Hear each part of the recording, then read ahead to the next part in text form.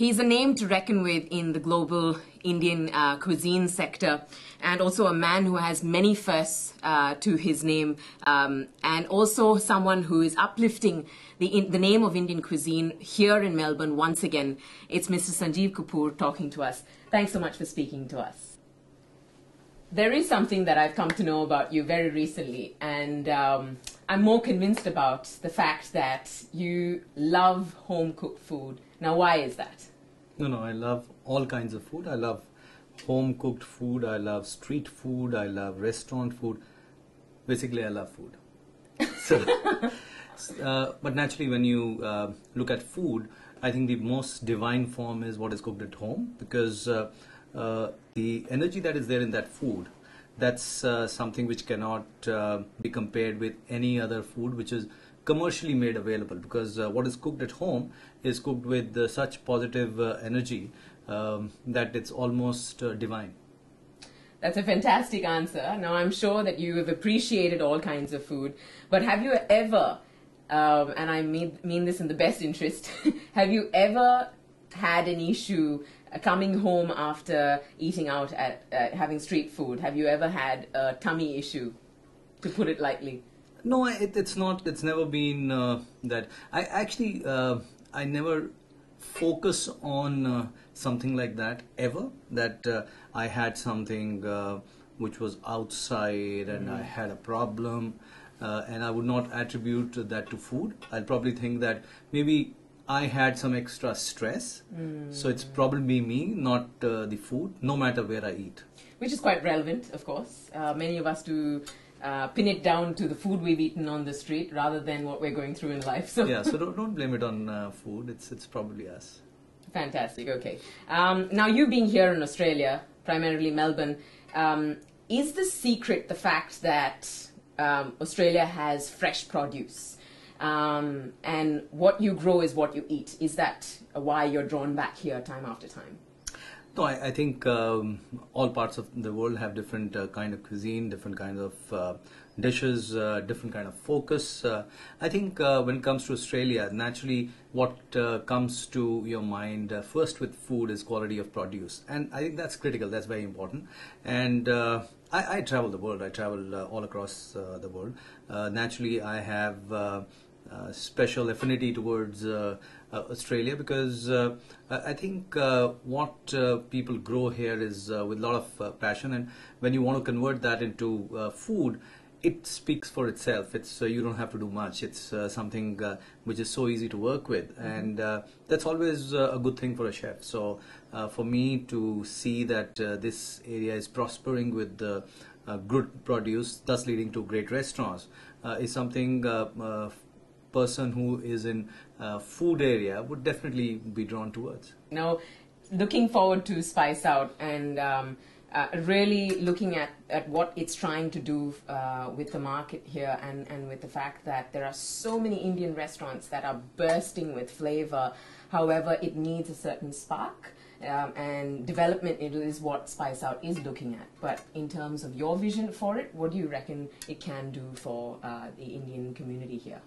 I think for any excellence, there has to be somebody who is kind of a lighting force. So maybe this effort would be a start towards that, because for any excellence you need to have a pat on the back, you need to have reward and recognition, you need to have something which people start talking about it and people look forward to. I think this initiative is something which would bring a lot of Indians involved in Indian food to the forefront, and this would make them kind of feel and realize that if they do good work, that would be recognized. And when there is some recognition, naturally it normally means that there is better business. So it's pure commerce in some sense, but it's I think commerce follows. First is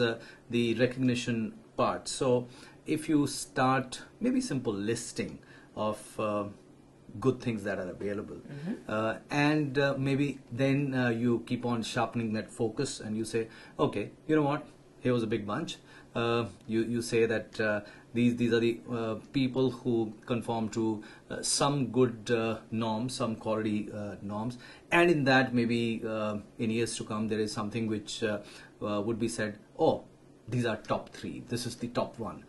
So all this I think works in a very positive way. I've seen this work all across the globe. So to bring out the best, you need somebody who is measuring the everything, the whether it's quality of food, whether it's service, whether the ambience, pricing, the guest experience, all of that on a common platform. Once you start to do that, then there is a little bit of competitiveness that comes in, and I think that's a good thing. I'm going to, at the risk of sounding like a true journalist, I'm going to say that picking up from the buzz around Melbourne within the Indian community, there could possibly be a concern for quality, just in terms of ambience or just the presentation of the food. Now, do you think a venture like Spice Out can also be put forth as an upliftment of quality standard? I think that's always the case. Whenever when there are people who are being brought together, there is it's intrinsic. It's a human nature that you are in a group, you want to stand out, and I think that intrinsic nature, human nature, to stand out makes them outstanding. So once I think this is a start, and you would see this work. So let's look at let's say Michelin guide. Correct. Started years ago. Now you see all chefs going after it. Or you say, oh, have you been featured in the top 50 restaurants in the world? There's a list for that. So anything where there's a common platform, people want to outdo. And in that, the only way they can outdo is through excellence. And you've always obviously been a name that stood for excellence. So thank you for sharing your thoughts on those key points there. But let's focus on you for a moment. Now, you're someone who has a 24/7 television channel. Food, isn't it? Isn't that right? That's absolutely phenomenal. You've been recognized for so long now as the face of Indian cuisine, if I may say so. And now I hear that you're a drummer in your personal time as well. What is it that you don't do? Let's start there. No, I have not learned how to fly an airplane. I would do it soon. Oh, how's your eyesight? Very good. Fantastic. That's Perfect. good to know. Actually, my father-in-law is no more. He passed a few months ago. So in Gujarati, in Gujarati there is he's Gujarati. So they say when you turn 42, you would get you would need glasses to read. I didn't need them. A year later, he said, "Oh, it's Betala. You need it." I said, "No, I don't need it. What can I do?" So God is in kind. Fantastic. That's lovely to know. So flying an airplane is definitely one of your aspirations. However, jumping out of one is not? I've actually, I did madness. I started actually in this part of the world.